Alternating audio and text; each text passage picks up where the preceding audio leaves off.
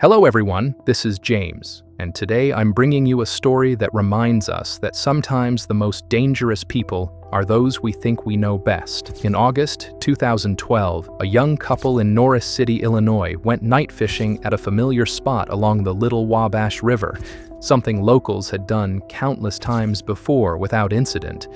But when Jessica Evans and Jacob Wheeler didn't return home that morning, their small community of just 1,000 people would discover that trust can be the most dangerous thing of all. Let me take you through exactly what happened during those 6 days that changed this town forever.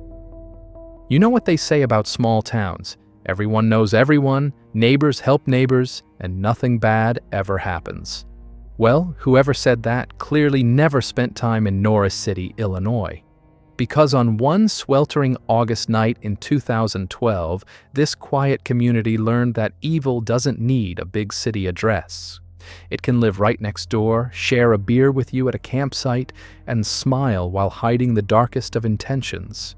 Jessica Evans was 17 that summer, living with her mother Chris in their comfortable home. School was about to let out for summer vacation when she met Jacob Wheeler at a local party. Jacob was 22, fresh from a 3-year deployment in Iraq, trying to find his footing in civilian life while staying with his brother Jeremy across the street. The age difference raised a few eyebrows. 5 years means something when you're talking about a high school student and a veteran. But Chris Evans trusted her daughter's judgment, and more importantly, she trusted Jacob. He was quiet, respectful, the kind of young man who'd served his country and came home to rebuild his life. Their relationship moved quickly that summer. By late August, they were inseparable, which brings us to August 26, 2012, a date that would become seared into the memory of everyone in Norris City. Jessica approached her mother with a request. She wanted to go night fishing with Jacob at the Little Wabash River.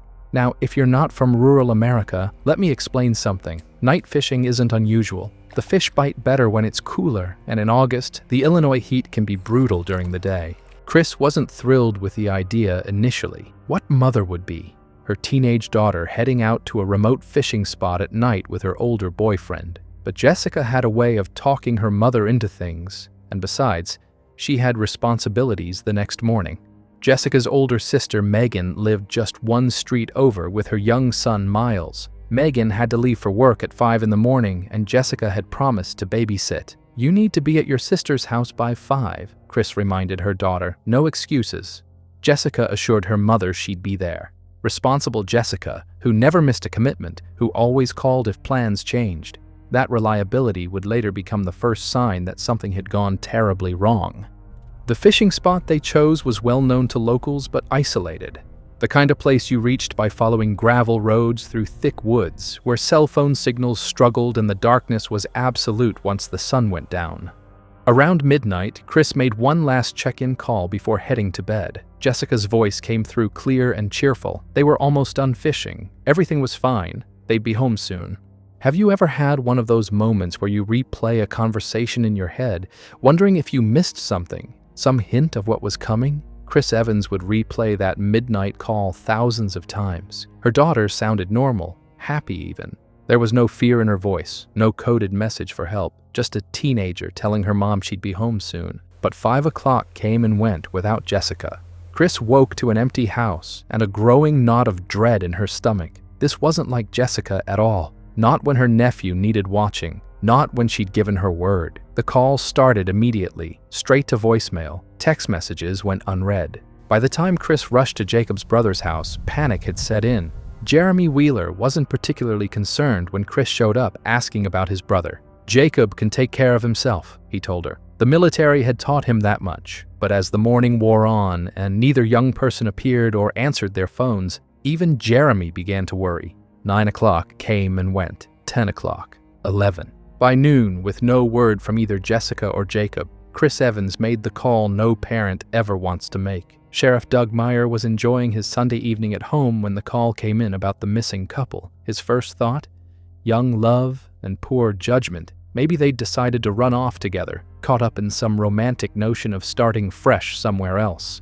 It happened more often than you'd think in small towns where everyone knew your business and privacy was a luxury you couldn't afford. The sheriff wasn't panicked, not yet, but he did his due diligence. He got a warrant for Jessica's cell phone records, hoping to ping her location. While waiting for that information, his deputies headed out to the fishing spot, following the family's directions down those lonely gravel roads. The path to the river was overgrown, barely wide enough for a person to walk through. When they finally reached the spot, they found evidence of recent activity, some trash, the remains of a campfire, clear signs that someone had been there. But no Jacob, no Jessica, and most troublingly, no pickup truck. The scene was too clean, too ordinary for a crime scene. If something violent had happened here, where was the evidence? Where were the signs of struggle? The sheriff's instinct that the couple had left voluntarily seemed to be holding up. Then the cell phone records came through, and everything shifted. Jessica's phone was still pinging towers in the area of the fishing spot. If she and Jacob had run off together, why leave the phone behind? And if they were still in the area, why weren't they answering? The mathematics of tragedy began adding up in everyone's minds. 2 young people, an isolated location, phones that rang but went unanswered. The sheriff's comfortable theory of young lovers eloping started crumbling. Word spread through Norris City like wildfire through dry grass. In a town that small, secrets don't exist, and neither does privacy. Everyone had an opinion. Some sided with the runaway theory. Jessica was young, Jacob was older. Maybe they decided to start fresh somewhere without telling anyone. Others, particularly those who knew Jessica well, rejected that immediately. She wouldn't do that to her mother, to her sister, to her nephew, not Jessica. Monday morning arrived with a massive search effort. White County Sheriff's deputies, neighboring law enforcement agencies, and what seemed like half the town showed up to help. They spread out from the fishing spot, combing through woods and fields, checking abandoned buildings, following every deer path and dried creek bed. 3 hours of searching produced nothing. Not a shoe, not a piece of clothing, not a single sign of the missing couple. The investigators faced a puzzling problem. Even if something had happened to Jacob and Jessica, where was the truck? Vehicles don't just vanish. You can hide bodies. Horrible thought, but true. But hiding a pickup truck in rural Illinois requires effort and planning. The police checked bank records, looking for any activity on their cards. Nothing. If they'd run away, they were doing it without accessing their money. Then, buried in Jessica's phone records, investigators found something interesting. After her mother's midnight call, Jessica had another conversation at 12:30 a.m. The number belonged to Ron Wooderson, and that name definitely rang bells at the sheriff's office. Ron had a history with law enforcement. Nothing major, but enough to make him a person of interest when his number showed up in the middle of the night. When deputies tracked Ron down, he initially seemed evasive before admitting to the call. He'd been at a party, had a few drinks, and decided to call Jessica to invite her over. According to Ron, Jessica was explaining that she was busy fishing when Jacob grabbed the phone. The conversation that followed was heated, at least on Jacob's end. He didn't appreciate another man calling his girlfriend in the middle of the night, and he made that crystal clear. Ron insisted that was the end of it. He stayed at the party, other people could verify his whereabouts, and he had nothing to do with whatever happened after that call. The deputies took down the names of everyone at the party and checked Ron's story. It held up. Multiple witnesses confirmed he'd stayed at the party after the phone call, looking somewhat shaken by Jacob's anger, but definitely present. Ron Wooderson might have been the catalyst for something, but he wasn't the perpetrator. As Sunday evening approached, search teams prepared to call it quits for the day. They'd covered miles of territory with nothing to show for it. Then, one of Jacob's friends, driving an ATV through the woods, made a discovery that changed everything.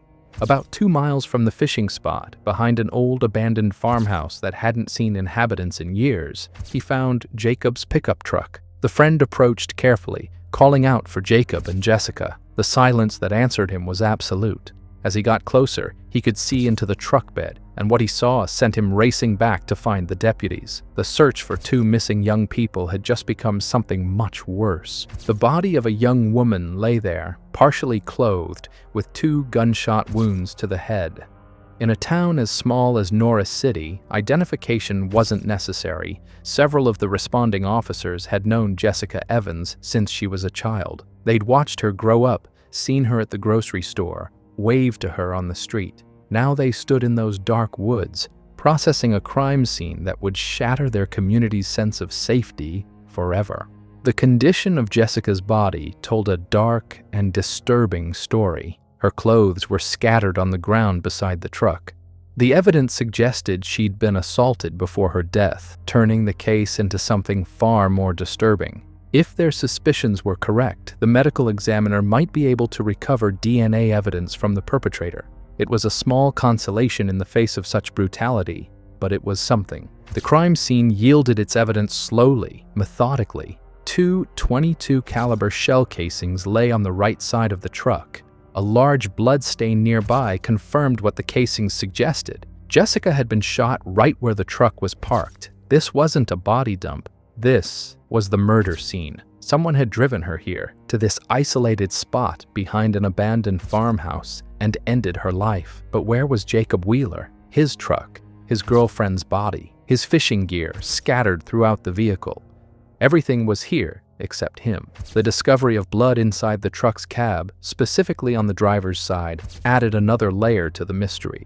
Blood on the seat, blood on the door. Someone had bled significantly inside this vehicle. The samples were rushed for DNA testing, but investigators already suspected whose blood they'd find. The community of Norris City split into camps, like a town preparing for civil war. Some believed Jacob had snapped. Maybe that late-night phone call from Ron Wooderson had triggered something. A young veteran discovering another man calling his girlfriend in the middle of the night. The narrative wrote itself. Others, particularly those who knew Jacob well, rejected this theory entirely. His family insisted he would have died protecting Jessica, not hurt her. The day after Jessica's body was discovered, investigators obtained a search warrant for Jeremy Wheeler's house. They half expected to find Jacob hiding there, maybe injured, maybe preparing to flee. Instead, they found an absence. One particular absence that sent alarm bells ringing. Jeremy's gun collection was missing a weapon, specifically a .22 caliber firearm.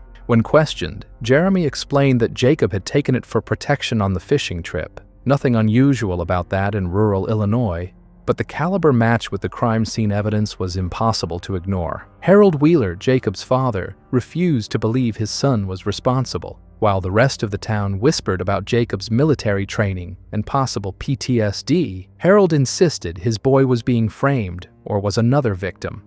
The search for Jacob Wheeler expanded exponentially. Multiple counties contributed resources. Search dogs tracked scents through the woods. A plane circled overhead, looking for any sign of a man on the run. The White County Crime Suppression Unit offered a $2,000 reward for information leading to Jacob's capture and arrest. Notice how quickly the language had shifted, from finding Jacob to capturing him. In the court of public opinion, he'd already been tried and convicted. Then came the gas station tip. An employee 12 miles from the crime scene claimed he'd seen Jacob buying cigarettes on Sunday night, roughly 24 hours after the couple had disappeared. The details were specific: a camouflage hooded sweatshirt on a hot August night, a glimpse of an ID card with Jacob's name. It seemed like the break investigators needed. The surveillance footage told a different story. Yes, there was a man in a hooded sweatshirt, face carefully hidden from cameras. Yes, he bought cigarettes quickly and left. But the outside camera revealed something unexpected. He got into a car driven by a woman, and one of the deputies recognized her immediately. When investigators arrived at the woman's house, the car from the footage sat in plain view. She admitted to driving the man to the gas station, but insisted it wasn't Jacob Wheeler. It was her boyfriend. When investigators saw him, they immediately knew something was off. Wrong guy. Similar build, similar walk, but definitely not Jacob Wheeler. Another dead end in a case that seemed to be nothing but dead ends. The focus returned to Jeremy's house. Investigators conducted nighttime searches, hoping to catch Jacob off guard if his brother was hiding him. But each search turned up nothing. No sign that Jacob had been there since Saturday night. His father, Harold, grew increasingly frustrated with the investigation's focus on his son as a suspect rather than a victim. 6 days into the investigation, Harold Wheeler decided to conduct his own search. He knew these woods better than any city cop or sheriff's deputy. While walking through an area about a quarter mile from where the couple had gone fishing, something caught his eye: car parts, specifically pieces that would attach to a pickup truck's fender. The surrounding trees showed damage. Someone had driven through here recently, someone in a hurry, someone who didn't care about the damage they were causing. Harold called Sheriff Meyer immediately. This find didn't match Jacob's truck, but it was evidence of something. The parts had serial numbers, and in the digital age, serial numbers tell stories. Within hours, investigators had identified the make and model of the truck these parts came from. In a town of 1,000 people, finding that specific truck wouldn't take long. One of the deputies knew exactly who owned that type of vehicle: Danny Costin, a 36-year-old electrician who'd lived in White County his whole life. Danny wasn't on anyone's radar. No criminal record, no history of violence, just another local who worked hard and kept to himself. He lived about a quarter-mile from the Wheeler residence, close enough to be a neighbor, but not close enough to be suspicious. When investigators arrived at Danny's workplace, his pickup sat in the parking lot like a confession. The damage matched perfectly with the parts found in the woods. Fresh scrapes and dents consistent with driving through heavy brush at high speed. While deputies examined the truck, Sheriff Meyer approached Danny for a friendly chat. Danny's initial story was plausible enough. Yes, he'd been at the Little Wabash River that night. He'd been drinking, heavily, he admitted, and tried to launch his boat. The woods were too thick, he was too drunk, and he'd given up. He remembered the date clearly because it was the same night Jacob and Jessica went fishing, but he swore he never saw them, never interacted with anyone that night. Then investigators made a discovery that changed everything: blood. Significant amounts of blood in the bed of Danny's pickup truck. Human blood, the field tests confirmed. When Sheriff Meyer confronted Danny with this information, the electrician's story began to shift like sand in the wind. Danny's tone shifted. The defensiveness faded, replaced by resignation. He finally admitted that on that night, he had seen Jacob shoot Jessica twice. But that explanation created more questions than answers. Why was there blood in Danny's truck if Jacob was the shooter? The sheriff pressed harder, and Danny's story evolved again. He'd been in the woods. He'd seen Jacob and Jessica. When Jacob went into the woods, to relieve himself, Danny assumed, he'd been left alone with Jessica. According to Danny, Jessica had initiated intimate contact with him. They'd driven in his truck to that secluded spot behind the abandoned farmhouse, where they'd had consensual relations. Then, Danny claimed, Jacob had found them. In the darkness, Jacob had shot Jessica in a jealous rage. Danny said he'd feared for his life, that he and Jacob had struggled, and the gun had gone off accidentally, wounding Jacob. In a panic, Danny had loaded Jacob's body into his own truck and hidden it where no one would find it. The investigators didn't believe a word of it. The story didn't match Jessica's character, didn't match the evidence they'd found, didn't match anything except the desperate lies of a man trying to avoid responsibility. But Danny had given them one crucial piece of information: the location of Jacob's body. Following Danny's directions, investigators drove down remote dirt roads, deeper into the woods than any casual traveler would venture. There, exactly where Danny had said, they found Jacob Wheeler. He'd been shot once in the head. 6 days after disappearing, the young veteran who'd survived 3 years in Iraq was found murdered in his hometown, his body left deep in the Illinois woods. The evidence at this second crime scene contradicted Danny's story completely. The blood in Jacob's truck, on the driver's seat and door, belonged to Jacob himself. If Danny's version was true, if Jacob had killed Jessica and then been accidentally shot during a struggle in the woods, how did his blood end up inside his own truck? The physics of the lie didn't work. Confronted with these inconsistencies, Danny Costin's story changed for the final time. According to this final version, the truth, investigators believed, Danny had been severely intoxicated that night. He'd driven to the Little Wabash River intending to launch his boat for some night fishing, but the woods were too thick, his coordination too impaired by alcohol. That's when he encountered Jacob and Jessica at their fishing spot. Danny asked them for help launching his boat. Jacob, seeing how drunk Danny was, politely declined. It wasn't safe, he said. Bad idea all around. Then Danny made another request. Could they help him get home? He was too drunk to drive safely. Jacob agreed. It was a decision that would cost both young people their lives. The three of them got into Jacob's pickup truck, Jacob driving, Jessica in the passenger seat, and Danny climbing into the truck bed. Danny had a .22 caliber pistol with him. Why? He never gave a clear answer. What happened next was pure, calculated evil. Danny climbed out of the truck bed, walked to the driver's side door where Jacob sat behind the wheel, and without warning, shot him through the open window. One bullet to the head. Jacob never saw it coming, never had a chance to defend himself or Jessica. He died instantly, his blood spreading across the seat and door, the blood that would later betray Danny's lies. Jessica's screams pierced the darkness. The terror she must have felt, sitting next to her boyfriend's body, watching a neighbor, someone Jacob had just agreed to help, transform into a monster. Danny pulled Jacob's body from the truck, and that's when Jessica made her desperate bargain. She told Danny she would do anything if he wouldn't kill her. What happened next was something no one should ever endure. A 17-year-old girl trying desperately to survive. After the assault in the back of Jacob's truck, Danny drove to that isolated spot behind the abandoned farmhouse. Despite Jessica's pleas, despite her compliance with his demands, Danny shot her twice in the head. "I don't know why I did it," Danny claimed repeatedly during the interrogation. But investigators knew better. Danny killed them because he could, because the darkness and isolation provided opportunity, because the alcohol lowered his inhibitions just enough to let the monster out. After murdering Jessica, Danny loaded Jacob's body into his own truck and drove to Wayne County, to a remote dirt road where Jacob would lie undiscovered for 6 days.